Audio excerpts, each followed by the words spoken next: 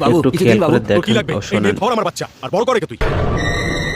আমার আর সহ্য হচ্ছে না এই বাচ্চাটাকে, আর কোনোদিনও আমি ওর মুখও দেখতে চাই না। একে রাখ আর তোর যা ইচ্ছে তুই তাই কর। বাবু বাবু আমার কথাটা তো শুনুন বাবু। বাচ্চা বাবু, ও বাবু আমার কথাটা শুনুন বাবু। বাবু আমার কথাটা শুনুন। কেউ এমনটা কি করে করতে পারে? এইভাবে নিজের বাচ্চাকে কেউ অপরের হাতে তুলে দেয়? কতটা নিষ্ঠুর বাপ! আমি তো নিজেই ভিক্ষা করে খাই, এই বাচ্চাটাকে কি করে সামলাবো? একটা কাজ করি, এই বাচ্চাটাকে পুলিশের হাতে তুলে দিই। না না, জানি না তারা আবার এই বাচ্চাটার সাথে কি করবে। হ্যাঁ, ওই ভদ্রমহিলাকে দিয়ে আসি। দিদি কিছু পয়সা দিন দিদি, ঈশ্বর আপনাকে আশীর্বাদ করবেন। আশীর্বাদ করবে? এই নিন 500 টাকা, আর এটা আশীর্বাদ করুন যে আমি যাতে খুব তাড়াতাড়ি মা হতে পারি। আপনি একজন গরিবকে সাহায্য করেছেন দিদি, দেখবেন আমি বলছি আপনার মনস্কামনা পূর্ণ হবেই। আমার কাছে ঈশ্বরের দেওয়া সবকিছু আছে, কিন্তু কিন্তু আমার কিছুতেই সন্তান হচ্ছে না জানেন। আজ আপনি আমার জন্য প্রার্থনা করলেন, হতে পারে এবার আমি মা হতে পারবো। দিদি গরিবের প্রার্থনা কখনো বিফল হয় না, দেখবেন ভগবান একদিন আপনার ইচ্ছা অবশ্যই পূর্ণ করবে। এটা আমার কার্ড, এটা রেখে দিন। যদি কখনো কোনো কিছুর প্রয়োজন পড়ে অবশ্যই আমায় ফোন করবেন। দিদি আপনি বোধহয় প্রথম মানুষ যে একজন গরিবের ব্যাপারে এতটা ভাবছে, দেখবেন ভগবান আপনার ইচ্ছা অবশ্যই পূর্ণ করবে।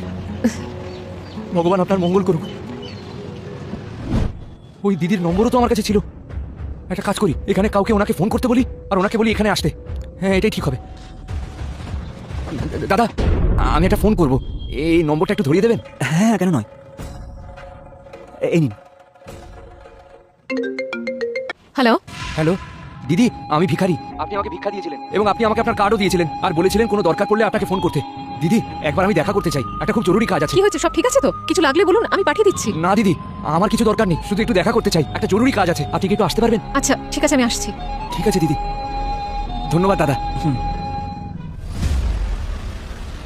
কাঁদে না বাবু, কাঁদে না। কি হলো? আপনি আমাকে হঠাৎ এখানে ডাকলেন কেন? সব ঠিক আছে তো? দিদি আমি এখানে ভিক্ষা করছিলাম, একজন এলো আর এই বাচ্চাটাকে ধরিয়ে দিয়ে চলে গেল। আমি ওনাকে অনেক আটকানোর চেষ্টা করলাম, কিন্তু উনি দাঁড়ালেন না। বাচ্চাটা একটা মেয়ে, তাই হয়তো উনি রাখতে চাইলেন না। দিদি আমি একটা ভিখারি, আমি এই বাচ্চাটাকে সামলাতে পারবো না। আপনি তো সন্তান চেয়েছিলেন, ভগবান যখনই আপনাকে সন্তান দেবে সে যেমনই হোক খুব ভালো হবে, কিন্তু আপাতত এই বাচ্চাটাকে আপনি সামলান। সত্যি? এটা তো ঈশ্বরের অনেক বড় কৃপা।